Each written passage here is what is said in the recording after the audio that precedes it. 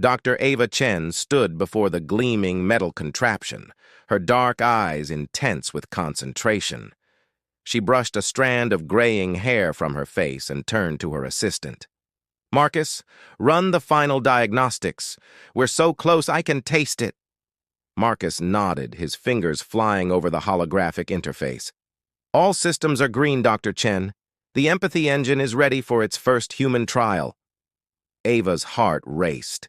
After years of work, countless failures, and one particularly devastating setback that had nearly cost them everything, they were on the cusp of a breakthrough that could change humanity forever. "All right, I'm going in," she declared, moving towards the padded chair at the center of the device. Marcus's brow furrowed with concern. "Are you sure you want to be the first test subject? We could bring in a volunteer." Ava cut him off with a wave of her hand. "No, I need to experience this firsthand. Besides, who better to troubleshoot if something goes wrong?" As Marcus helped secure the neural interface to Ava's temples, she closed her eyes and took a deep breath. "Remember, if anything seems off, pull the plug immediately." "Understood," Marcus replied, his voice tight with anxiety. With a low hum, the empathy engine came to life. Ava felt a tingling sensation spread across her scalp, then a strange pulling sensation as if her consciousness was being gently stretched. Suddenly, she was no longer in the lab. She was a young boy running through a sun-dappled forest, laughing with pure joy. She was an old woman, gazing at a faded photograph with a bittersweet smile.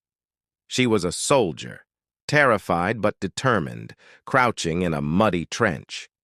Emotions and experiences cascaded through her mind, each lasting only seconds but feeling as real as her own memories.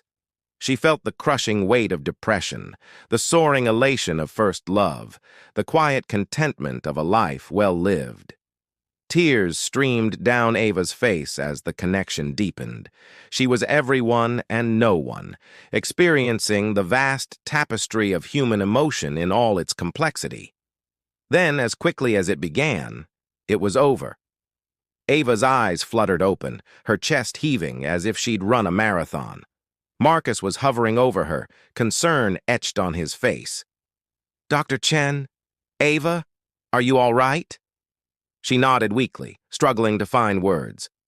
I felt everything, Marcus. The joy, the pain, the love, the loss. It was, overwhelming." As Marcus helped her to her feet, Ava's mind raced with the implications of what she'd just experienced. The empathy engine worked beyond her wildest dreams, allowing a person to tap into the collective emotional experiences of humanity. But was the world ready for such a powerful tool? Weeks passed as Ava and Marcus refined the empathy engine, running more controlled trials and collecting data. The potential applications seemed endless: conflict resolution, mental health treatment, even artistic inspiration.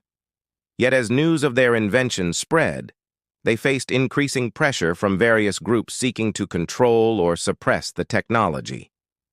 One evening, as they worked late in the lab, Marcus voiced the concern that had been gnawing at both of them.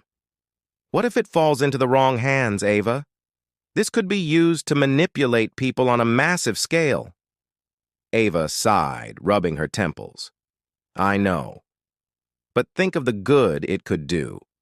Imagine world leaders truly understanding the consequences of their actions, or people from different cultures instantly bridging the empathy gap." Their debate was interrupted by a commotion outside.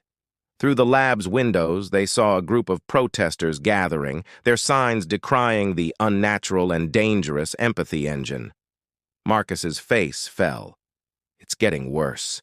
Maybe we should shut it down. Destroy the research." Ava felt a flash of anger, quickly replaced by determination. "No, we can't let fear win. There's too much at stake."